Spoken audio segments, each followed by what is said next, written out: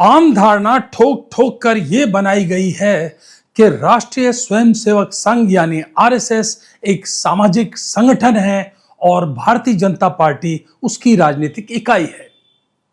प्रचारित यह भी जोर शोर से किया गया है कि आरएसएस का चुनावी राजनीति और पावर सेंटर्स यानी शक्ति केंद्रों से कोई लेना देना नहीं है। और सबसे ज्यादा प्रचार इस बात का किया गया है कि जो आरएसएस कह दे बस वही सही, इसके बाद भाजपा का बही खाता बिल्कुल अलाउड नहीं। अगर आप भी इन्हीं प्रचारित बातों पर यकीन करके आगे का जीवन जीना चाहते हैं और भारतीय राजनीति को देखना चाहते हैं तो बेहतर होगा इस वीडियो को यहीं छोड़ दें और श्रद्धेय एमएस गोलवलकर की विचार नवनीत नामक पुस्तक का नित्य पाठ करें। सावन खत्म होते होते आपको मनोवांछित फल की राजनीतिक प्राप्ति हो जाएगी। लेकिन अगर आप वर्तमान में चल रहे आरएसएस और भाजपा के सच्चे संघर्ष की सच्ची दास्तान देखना चाहते हैं तो बने रहिए इस वीडियो में।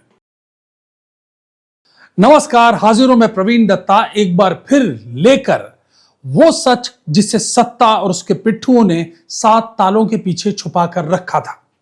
अक्सर जब भी राजनीति की बात होती है और उससे होने वाले फायदों की बात होती है तो आम आदमी ये मानता है कि भाई एमपी बन जाओ और फिर सरकार में मंत्री बन जाओ तो बस माल ही माल है, एमएलए बन जाओ, राज्य सरकार में मंत्री बन जाओ तो भी माल ही माल है, अरे सिर्फ विधायक बने रहो, कहे सुन के ट्रांसफर करवा दो तो भी माल ही माल है, न हो तो पार्षद बन जाओ, मेयर बन जाओ, वार्ड सरपंच बन जाओ, पंचायत समिति के सदस्य बन जाओ, माल ही माल है।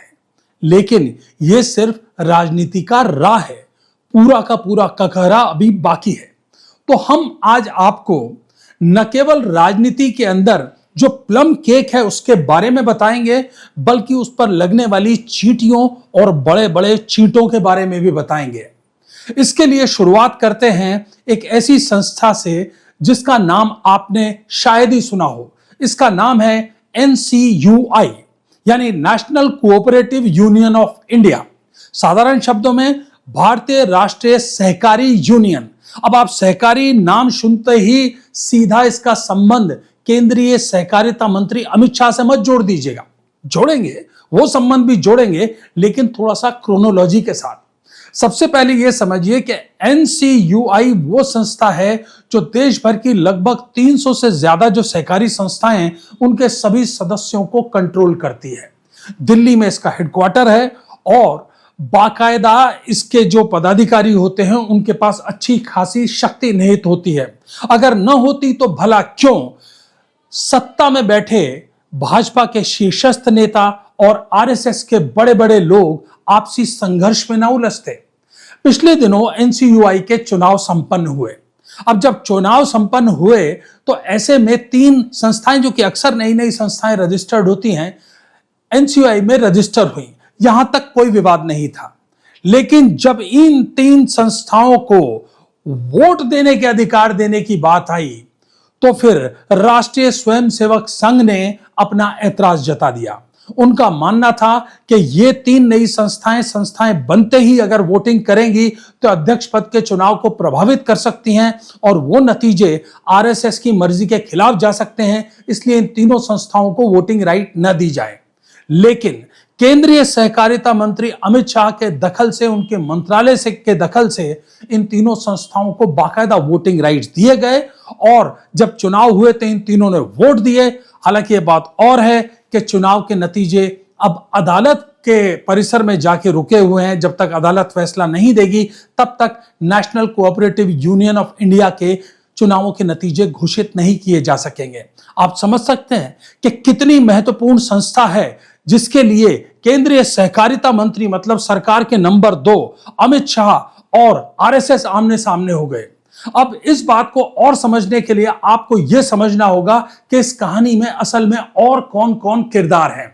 आपको यह बता दूं कि जो NCUI है इसमें चुनाव में वोट देने के लिए जो अलग अलग सहकारी संस्थाएं हैं वो वोट देती हैं। इन्हीं में से एक बहुत ही महत्वपूर्ण संस्था है, उसका नाम आपने सुना होगा, उसका नाम है क्रिप्को।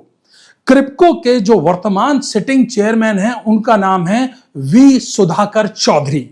वी सुधाकर चौधरी चंद्रबाबू नायडू, जी हां, वही चंद्रबाबू नायडू जिनके सहारे केंद्र की मोदी सरकार टिकी है, उनके खास आदमी है वेंकैया नायडू के खास आदमी है। अब सवाल यह है कि टोटल कृपको में जो वोटिंग है वो है 11 वोट की, और इनमें से 10 वोट हैं वो वी सुधाकर चौधरी हैं, इनके हैं खिलाफ। यानी कि वी सुधाकर चौधरी का किसी भी स्थिति में कृपको का अध्यक्ष बनना बिल्कुल संभव नहीं था। लेकिन चंद्रबाबू नायडू ने उठाया फोन और किया सरकार के नंबर 2 को फोन। चाणक्य ने फोन सुना और सभी कृपको के वोटिंग मेंबर्स को अपने सामने बुला लिया। उनसे पूछा कि बताइए आप लोग किसको अध्यक्ष बनाना चाहते हैं। तो सभी ने कहा कि हम 10 लोगों में से किसी को भी आप अध्यक्ष बना दीजिए, बस वी सुधाकर चौधरी के अलावा। इसका जवाब में आपको जानते हैं कि चाणक्य ने कहा कि हमने तय किया है कि वी सुधाकर चौधरी ही अध्यक्ष होंगे।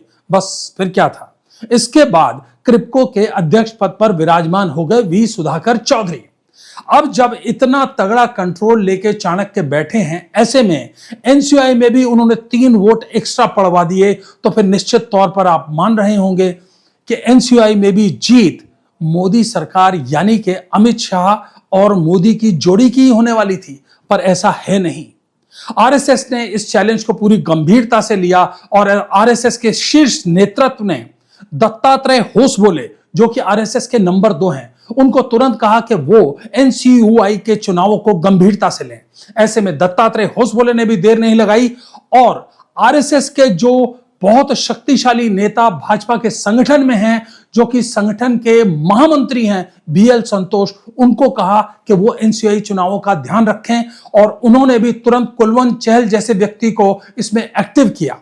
अब आप समझ सकते हैं कि एक प्लम केक है और उसके पीछे इतने लोग सहकारिता आंदोलन में नारे लगाने के लिए नहीं सामने आ रहे हैं, ये सब के सब उस प्लम केक की मिठास के लिए आ रहे हैं। आप सोचिए, यहां बात ना सांसद की है, ना विधायक की है, ना मेयर की है, ना पार्षद की है, ना वार्ड सरपंच या पंचायत सदस्य की है।